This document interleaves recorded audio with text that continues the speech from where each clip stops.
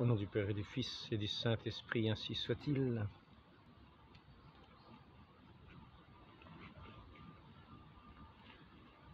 Je voudrais commencer par aborder un commandement que j'ai déjà abordé.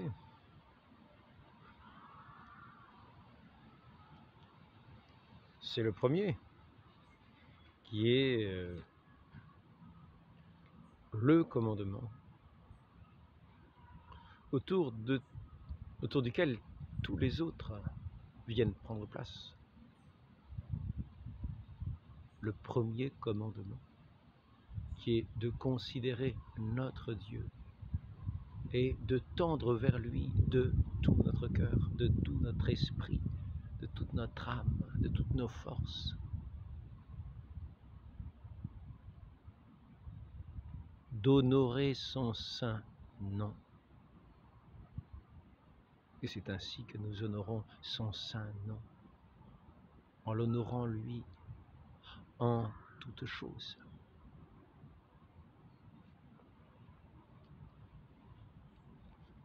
Donc, je reprends ce petit catéchisme à la rencontre de Saint Vincent de Paul. Ce deuxième catéchisme, je ne sais pas si c'est le petit ou le grand,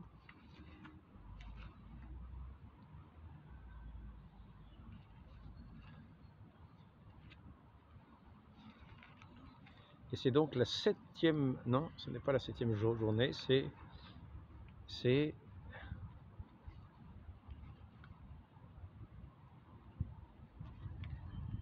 ah, ils ne disent pas quelle journée c'est. C'est simplement les commandements de Dieu. Quel est le premier commandement? Je vous le demande. Quel est le premier commandement? Un seul Dieu, tu adoreras et aimeras parfaitement.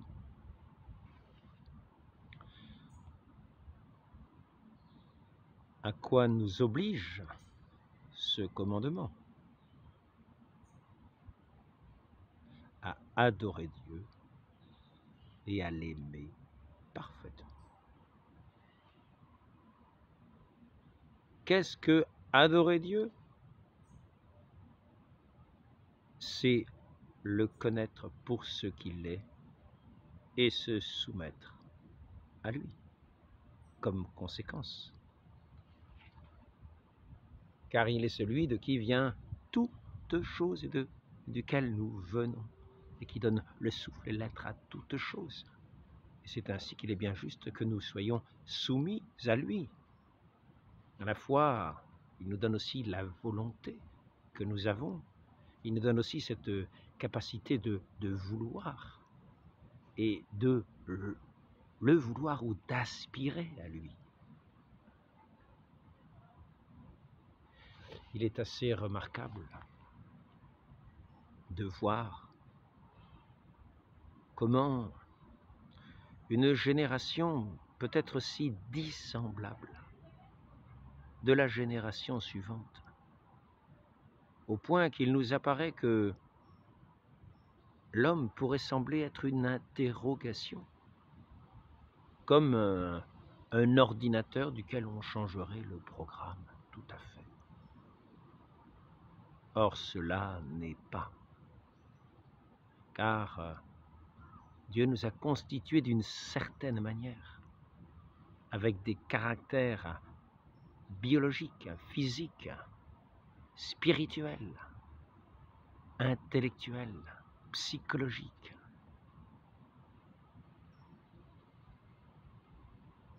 Ces caractères psychologiques peuvent bien sûr être changés, être abîmés, être d'une certaine manière rendus malades, comme toute la personne peut être rendue malade. Et c'est ce qu'a opéré en nous le péché originel, qui nous a fait désobéir à ce premier commandement qui est énoncé dans ce simple petit catéchisme que Saint Vincent de Paul a écrit afin d'enseigner les gens que nous pouvons rencontrer partout où nous les voyons, afin de leur faire connaître les vérités nécessaires au salut, de les faire entrer dans cette vie de la foi et de savoir que nous sommes faits pour Dieu, que nous ne sommes pas simplement une machine dans laquelle on introduit n'importe quel programme d'ordinateur, bientôt peut-être pucé, pour réagir à des impulsions venues de l'extérieur, comme par petites sanctions, par petites promotions, par promesses de récompense qui feront saliver nos glandes salivaires, qui feront agir nos hormones de diverses manières, afin que nous agissions devant ces impulsions, non plus comme des hommes faits pour Dieu et que Dieu a créé chacune, non seulement selon son espèce, mais selon sa particularité propre, son nom propre, ce nom qu'il reçoit au baptême, dans lequel il renaît, cette créature nouvelle.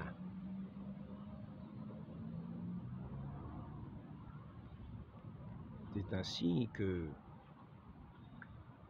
loin d'être des espèces de carcasses indifférentes à toute pensée qui peuvent survenir, Dieu nous a constitués pour l'aimer, pour le connaître, l'aimer, l'adorer, le servir. Il nous a tirés du néant et il nous a fait être à son image, comme des êtres capables de l'adorer.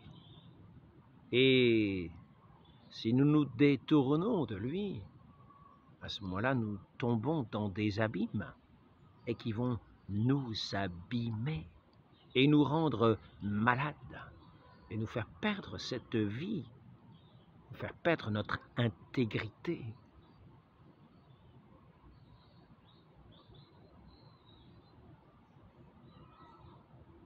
Que nous serons comme des astres errants, poussés à tout vent, poussés selon les circonstances du moment, mais non pas guidés par cette étoile spirituelle, cette étoile de nos âmes, cette étoile de la foi qui nous guide dans ce monde, en toutes choses, comme dans une nuit, mais pour y apporter sa lumière.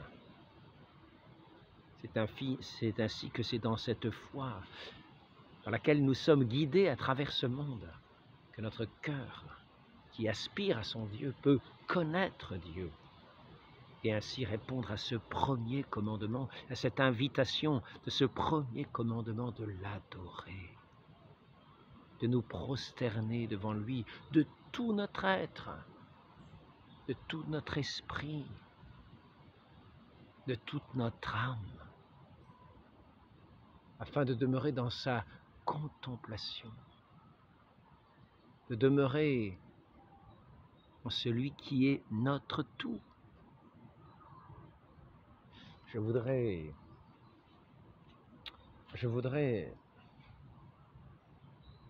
vous montrer comment cette étoile, cette lumière de la foi nous guide. Retrouvez cette phrase que j'ai vue ce matin, afin d'y apporter un nouveau petit éclaircissement. Pourvu que je le retrouve. Il n'est pas dit que je le retrouve. Il n'est pas dit que je le retrouve. Si, voilà. Il n'y a qu'une seule foi que tous doivent garder et professer publiquement.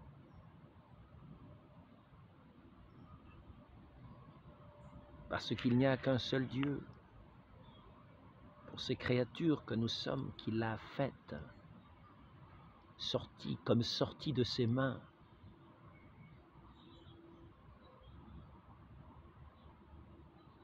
Et cet acte de foi, il nous a fait capables de le faire.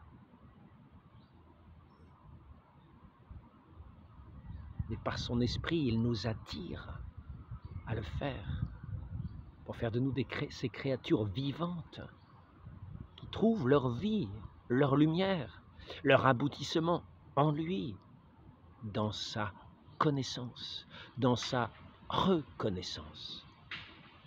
Il n'y a qu'une seule foi que tous doivent garder, qu'une seule foi, car un seul Dieu est Père de toute créature.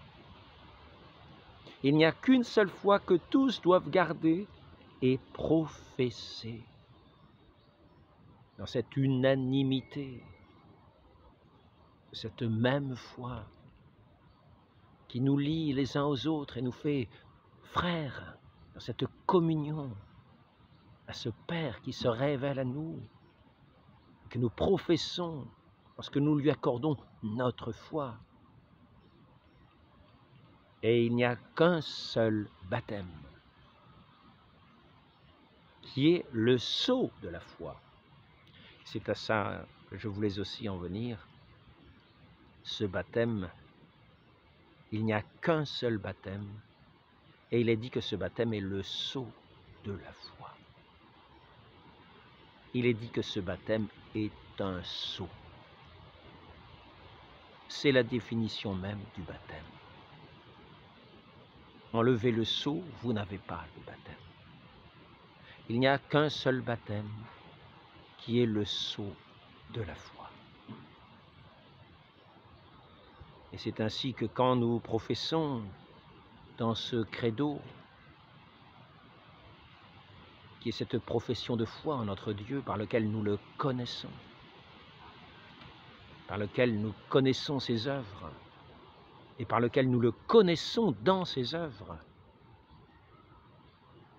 nous sommes amenés à dire qu'il n'y a qu'un seul baptême pour la rémission des péchés. Et là, ici, dans ce catéchisme du Concile de Trente, il nous est rappelé que ce baptême est le sceau de la foi. Ainsi, ce baptême est bien ce sacrement qui est dont l'eau est le sceau. Ainsi, il est dit dans le Pasteur d'Hermas, le baptême est le sceau de la foi et l'eau est le sceau. Je voudrais rappeler cela simplement pour donner la définition du baptême. Si nous enlevons le sceau, il n'y a pas de baptême. Car il est dit ici, le baptême est le sceau de la foi. Un seul baptême.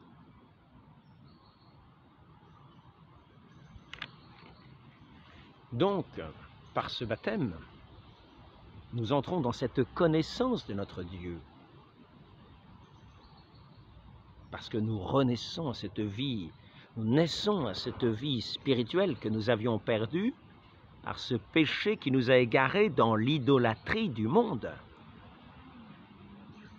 Cette idolâtrie de Satan et de ses pompes, duquel nous nous croyons redevables dans toutes ses œuvres, et qui agit avec nous comme par sanction et par récompense.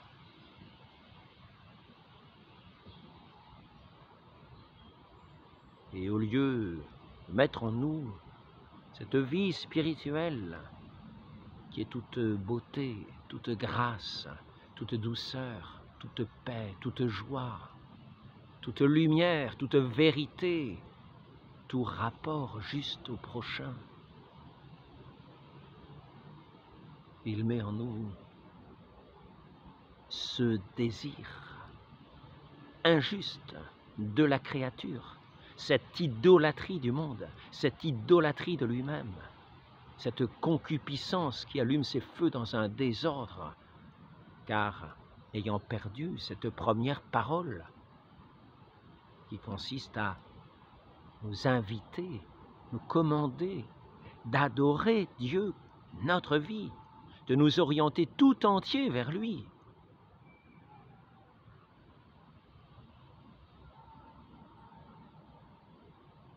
C'est ainsi que, tombés dans l'idolâtrie du monde, nous devenons captifs de ce monde.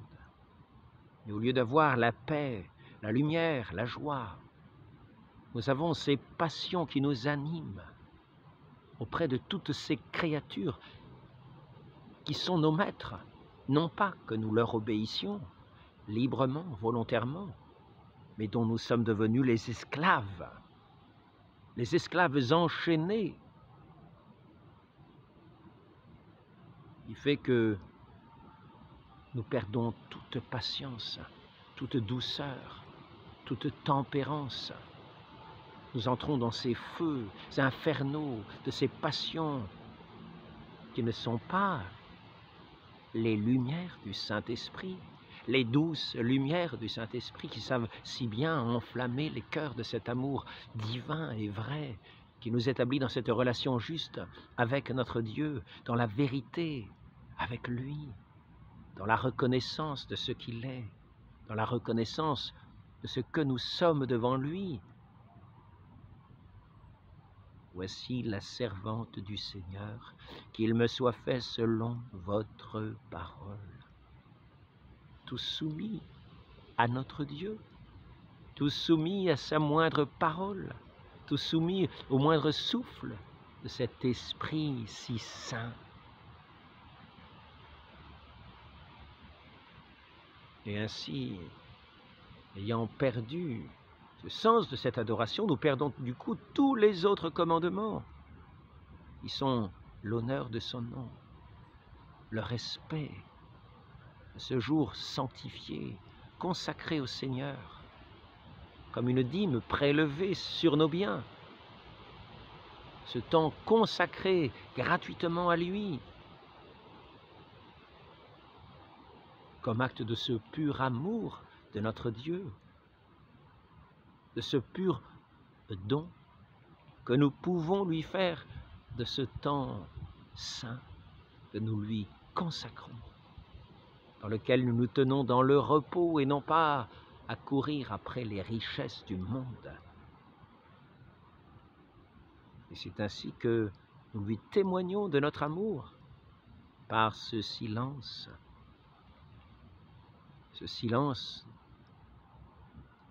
ce repos. Au lieu de ce travail, il y a des affaires qui pourraient devenir notre maître esclavagiste, duquel nous serions devenus esclaves, duquel nous ne pourrions nous détacher, duquel nous serions comme liés, enchaînés par cette passion du gain, cette passion de la jouissance des honneurs que nous voulons pour nous et non pas pour notre Dieu.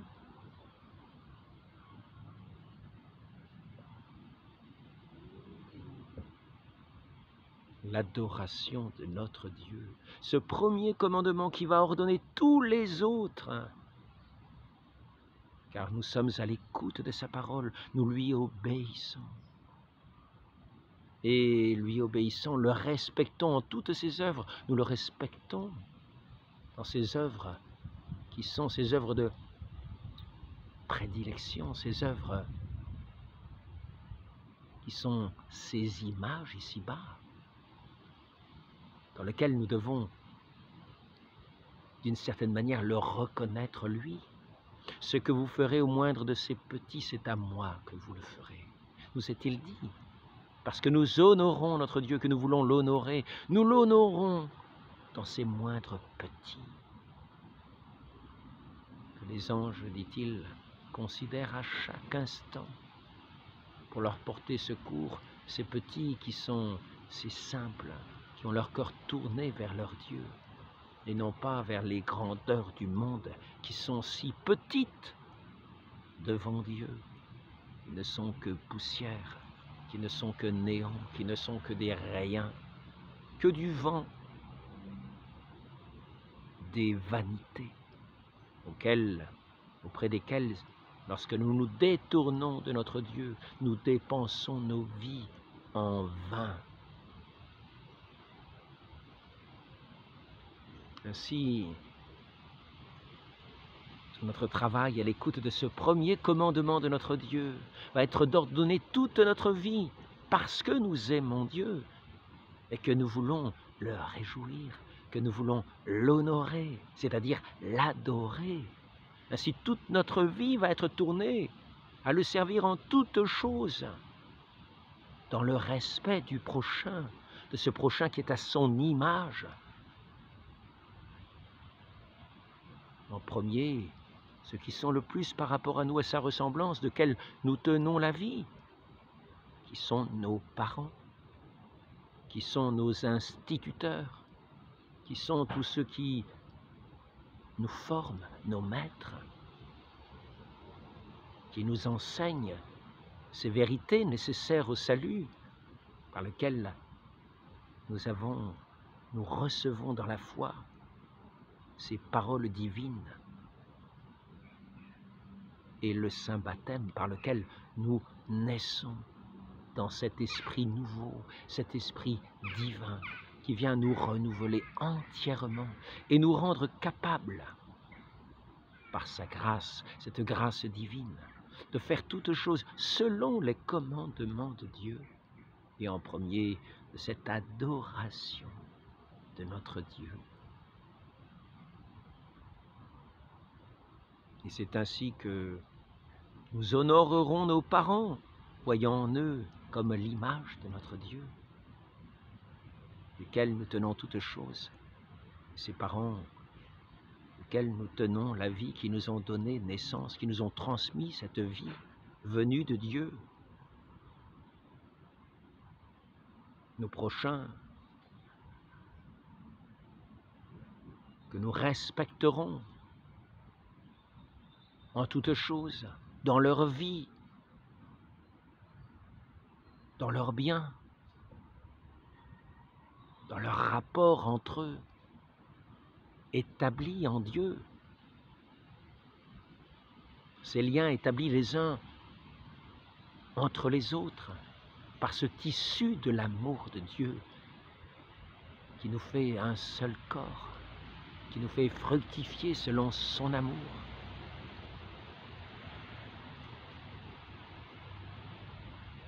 Et nous ne serons pas partis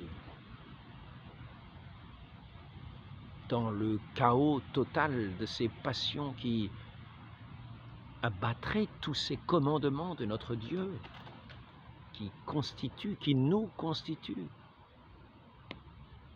comme ces enfants bien-aimés, par lesquels, en toutes choses, nous le servons et nous lui témoignons comme à notre Père bien-aimé tout notre amour.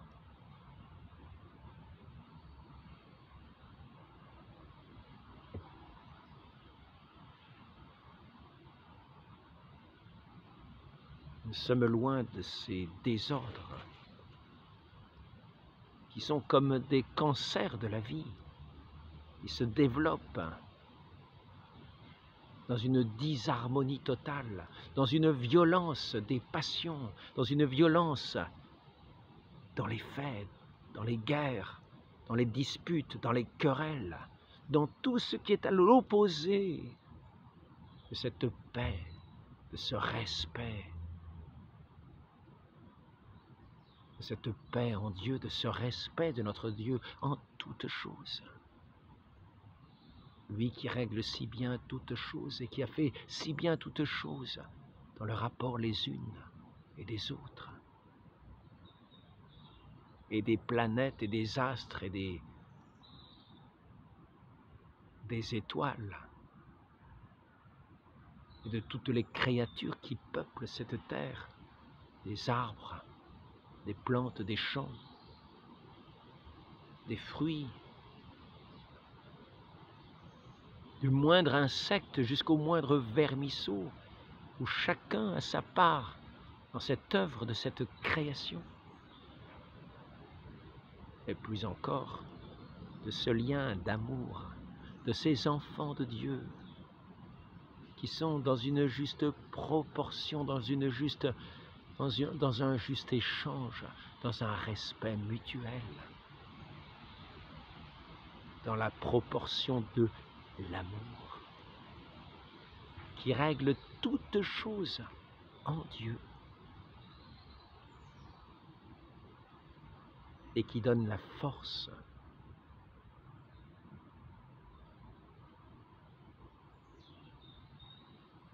en toutes choses d'accomplir toutes ses œuvres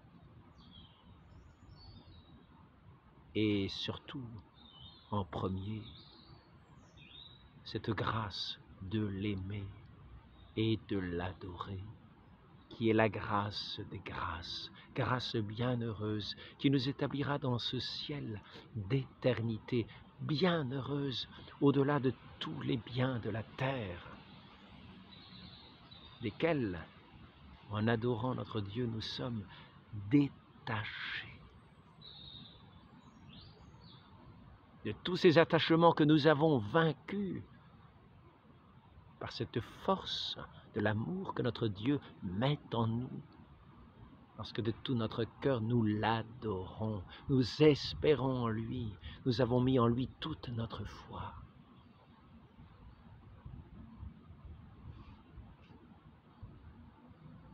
Et c'est ainsi que la vie du chrétien ici-bas, je ne dirais pas s'épuise paisiblement, car elle ne s'épuise pas, elle se renouvelle à chaque instant, pas après pas, en cet amour renouvelé et toujours grandissant, toujours épuré, à chaque pas quittant quelque chose de la terre et espérant et demandant comme une prière quelque chose du ciel, qui vient le remplir et le combler pour aller au pas suivant, jusqu'à ce chemin dont l'aboutissement est notre divin Maître, qui est la porte de ce royaume des cieux, notre Seigneur Jésus-Christ, en qui nous avons la plénitude de toutes les grâces, lui qui est l'adorateur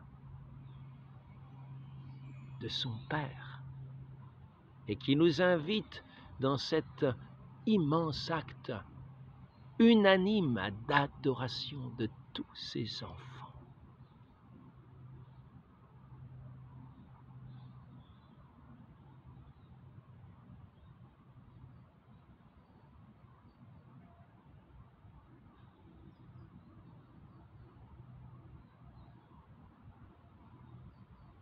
Loin de nous ces victoires de ce monde, loin de nous ces honneurs de ce monde, conquis à la force du poignet pour avoir des récompenses de vanité, pour avoir un néant,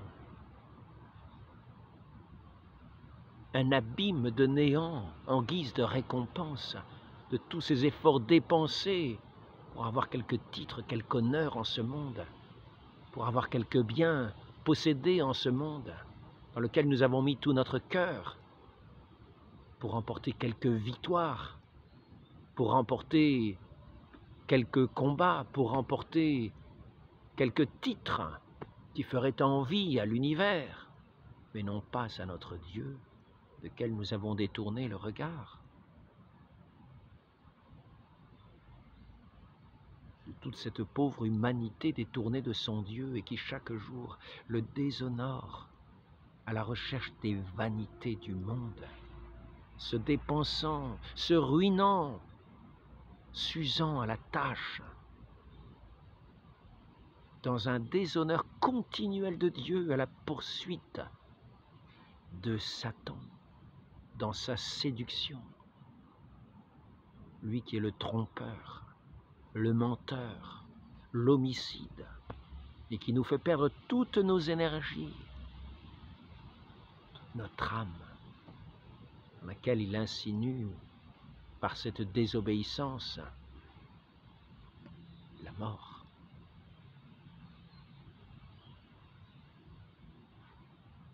Cette vie loin de Dieu, cette vie infinie, presque quasiment de la mort, cette mort aussi étendue que l'étendue du chaos peut être étendue, comme un abîme sans fond, comme une mort sans fin,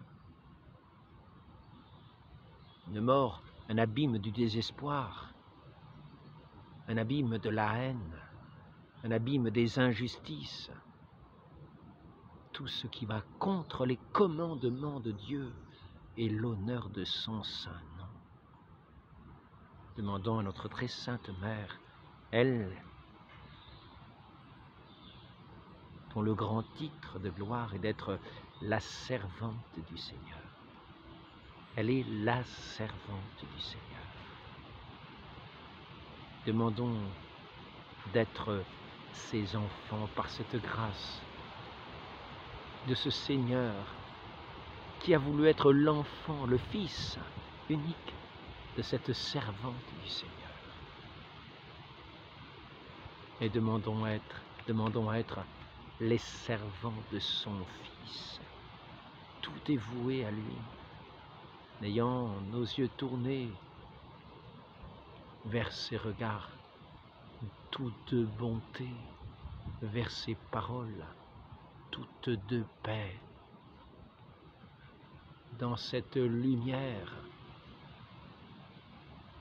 qui est la lumière véritable du monde et qui vient éclairer tout homme en même temps que lui donner, le vivifier et lui donner la vie.